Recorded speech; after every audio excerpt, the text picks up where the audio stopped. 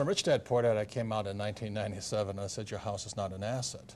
And it drove people nuts. It just went crazy on me because that's a common belief. But when you can't make your house payments, you find out is the biggest liability you got, and many of the times. It's turned out to be very much more correct than you even thought. Right. When you look at what's happened to home prices. Right. And Donald and I love real estate. I love real estate. I think it's the best thing going, better than sliced bread. But if you're not smart with it, it's like a loaded gun. You know, you can protect yourself or you can kill yourself with it. So real estate is, to me, the best vehicle, but you've got to be smart with it because we're using debt. And debt is the two-edged sword out there. So you use debt, I use debt, but the more debt you use, actually you have to be smarter. So you can use debt to get richer. You can also use debt to wipe you out. So that's why, you know, I continue on saying we need financial education. To just say to somebody, get out of debt, well, that's not accurate. You use debt, don't you? Debt is a great thing, and to be big and to be very successful, debt is a very useful weapon. But you have to be very careful. That's correct. So the other thing with when people say live below your means, you don't like to live below your means, do you? No. No. And I think when you say to somebody live below your means, you wipe their spirit out. It's like saying to somebody, if you want to lose weight, go on a starvation diet. It doesn't make you healthier to starve yourself. So I would rather get financially educated. That's why I read your books, because I want to, this is my greatest asset. I want to feed my brain so that I can expand my means without getting into excessive debt or where I start to lose. Because debt, like I say, is a two-edged sword. But telling somebody to live below your means is almost inhumane. I never felt good doing it. I wanted to strive to do better every day. I want to do better every day. I liked a good life. Like I tell the story of taxiing underneath your jet. You know, I was in my jet, but it was a little Learjet. And I look up and there's a 727, and I taxi under it. I said, holy mackerel. You know, it's big boys and their toys, but nonetheless it inspired me. I said, okay, I'm in a Learjet now, it's time to step up. And it doesn't mean the jet will make me happier. What makes me happier is the wanting to get better, to get smarter, to do better. Well, I have a friend who was not successful at all, but was really up and coming. And he had a thing. He would only fly first class. I'm not saying do this because for somebody it won't work, but he needed that mentally. Right. He wanted to fly first class because mentally he wanted to think he was the best, and that's it. And even though he didn't have much money at the time, this is years ago, he would always fly. I used to criticize him, but it put him in a good state of mind, and he became a very, very successful guy. Very, very successful.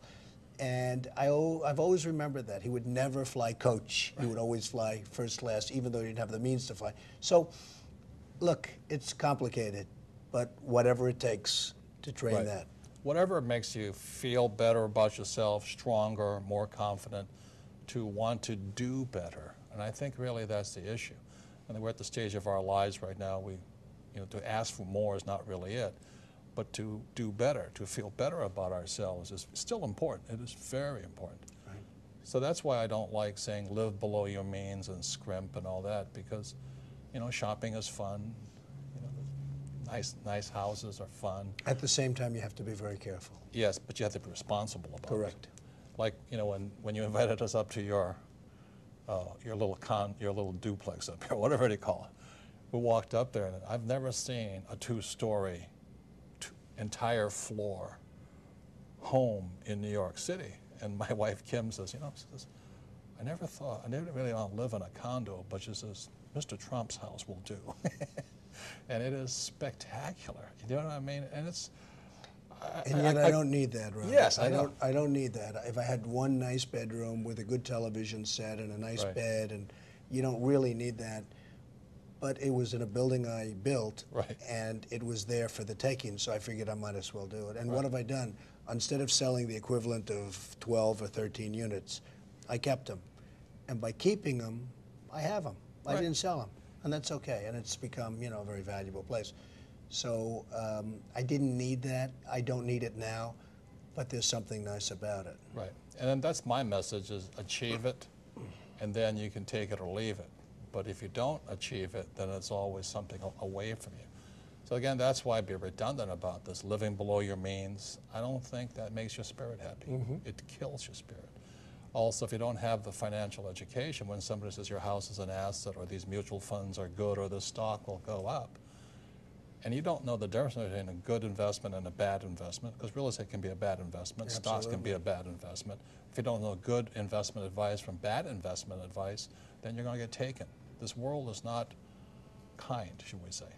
The hardest thing that I've witnessed over the last year is seeing people that were very hardworking and very conservative that invested in the stocks. And I'm not talking about high-flying stocks. I'm talking about very solid companies. And their net worth is 50% of what it was a year ago, and they haven't done anything wrong. Right.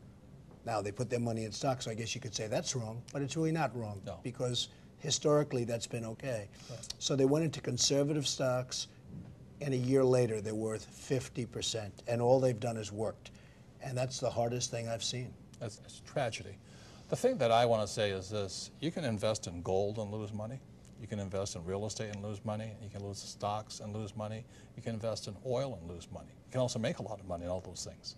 So really the reason we get together is because your financial intelligence, your financial IQ makes something valuable or not valuable. Like I said, you have to know a good investment from a bad investment, good advice from bad advice.